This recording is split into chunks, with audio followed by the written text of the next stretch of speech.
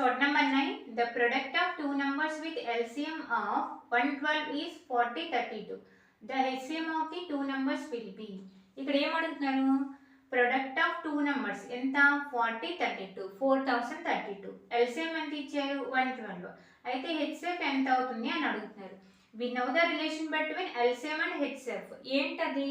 LCM into HCF is equal to product of two numbers.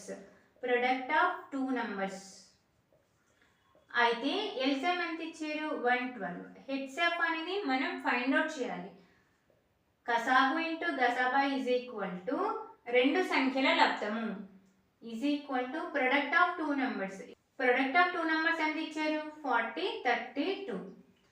So ఇక్కడ HF find out చేయాలి కదా. HF is equal to 40 32 by 112.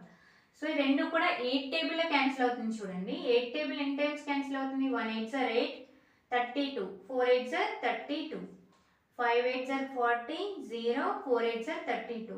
ఇవి మళ్ళీ 2 table cancel చేయొచ్చు. 14 table కూడా cancel చేయొచ్చు.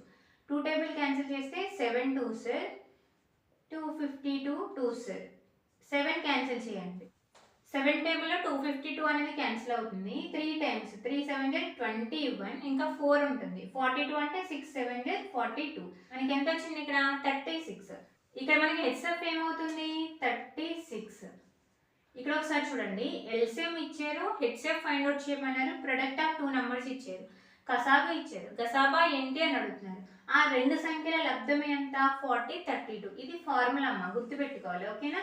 LCM into HCF is equal to product of two numbers. So HCF గసాబా అనేది ఎంత వచ్చింది మనకి ఇక్కడ 36 వచ్చింది. సో D అనేది రైట్ ఆప్షన్ ఉంటుంది. డౌట్ ఉంటే కామెంట్ చేయండి. Thanks for watching.